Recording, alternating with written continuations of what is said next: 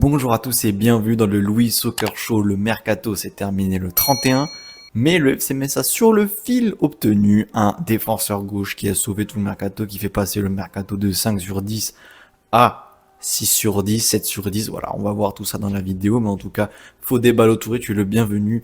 Merci beaucoup Frédéric Arpinon de t'être bougé un peu plus que Pierre Drey aussi. Les dernières éditions du Mercato étaient assez ratées du fait qu'on manquait de mouvement, on manquait de postes tout simplement. Et puis là, on a un peu déboursé le chéquier, un peu n'importe comment. On verra aussi hashtag Yekbe pour l'instant, un peu moyen sur le match face au Paris FC. Mais bon, on parle de tout ça après le générique.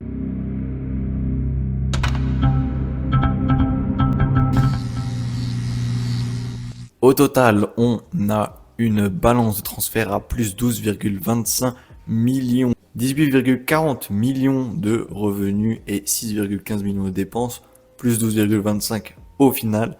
On va détailler nos dépenses, parce que c'est les joueurs qu'on aura au final avec qui on va devoir composer cette année. On a donc Jonathan Fischer, gardien pour lequel on a déboursé 3 millions, sur lequel j'étais un peu réticent, mais Noé était content, lui par exemple, qu'on investisse dans un gardien. Terry Yekbe qui vient de la D1 suédoise, lui aussi on en a déboursé 3 millions pour s'accorder ses services. Sur le match pour l'instant face au Paris FC, il était côté gauche, il n'était pas forcément à l'aise, c'est pour ça que c'est très bien qu'on ait Monsieur Fodé Ballo-Touré pour 0. Encore des petits coups comme ça, des coups à 0, des coups qui nous coûtent rien, des prêts, et puis après ce sera des prêts payants, mais en tout cas un bonheur de les avoir pour l'instant. Mais Yekbe à voir, on sait quand même Boula voilà aussi était un peu blessé, un peu fragile, lui qu'on a acheté officiellement sur ce mercato pour 150 000 euros. À voir, mais en tout cas c'est bien d'avoir des renforts défensivement.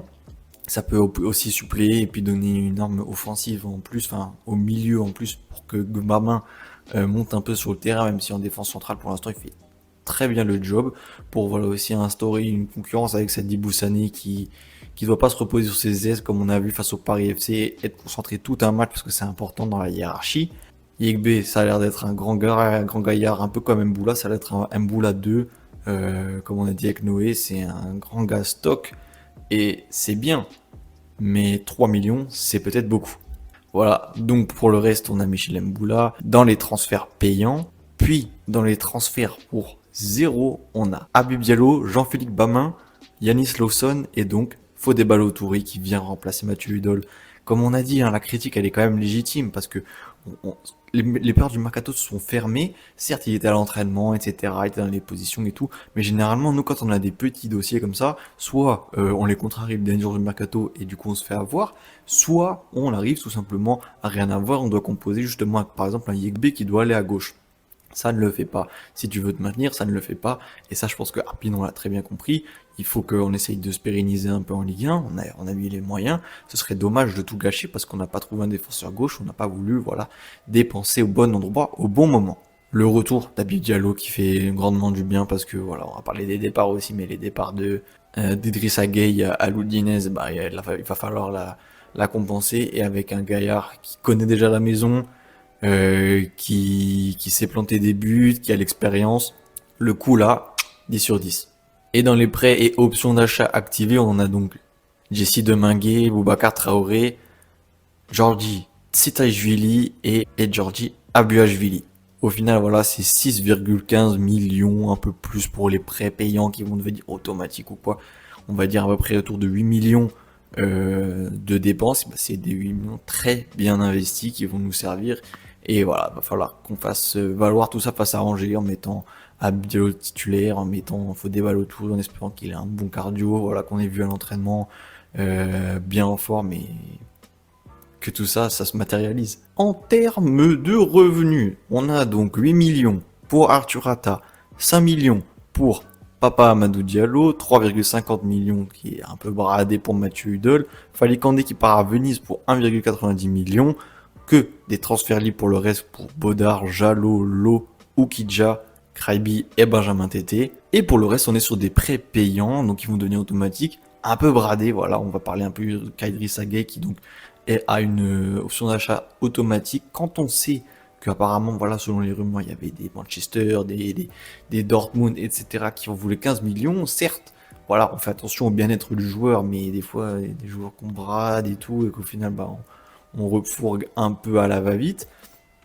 Je pense à Mikotadze qu'on n'a pas envoyé à Monaco, mais finalement à Lyon. Là, encore une fois, on ne retire que 10 millions. Il y aura peut-être 5 millions de bonus. Je sais pas les détails du contrat, mais voilà, je vois pas comment 5 millions pourraient s'ajouter à une option d'achat obligatoire sur un prêt. C'est un peu flou. C'est un peu dommage parce qu'on aurait pu en tirer plus et puis là, on aurait pu avoir un plus grand club. Loudinez c'est bien dans sa progression. Il va rejoindre Arthur Atta, voilà, il sera pas totalement dépaysé. Attention, la Serie A, ça joue des coudes. C'est pas plus violent que la Ligue 1, mais c'est plus technique et un peu plus. Ça va être dur un peu pour Idriss Gueye. J'espère qu'il va pouvoir bien s'intégrer là-bas parce qu'il a vraiment un potentiel. Pour moi, un plafond de verre, mais sinon il a un potentiel. Kevin Van Den Kerkhoff qui part aussi officiellement à Charleroi. Pape Moussa Fall qui part à la Louvière. Et Joseph Ndukidi qui part lui juste simplement en prêt à Amiens. Ismaël Traoré est certainement presque en pré-retraite ou sinon en retraite. Et Ousmane Ba est sans contrat. Au final, on a l'air d'avoir bien passé la DNCG, ce qui est regrettable parce que normalement on ne devrait pas avoir à dépenser autant.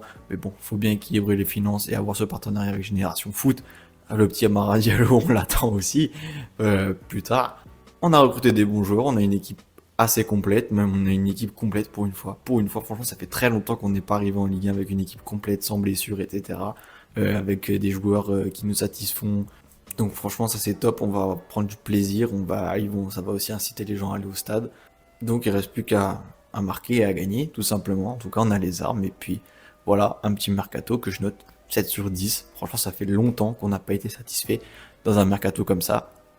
À voir l'intégration de Fodé Ballo-Touré. Ciao les gars.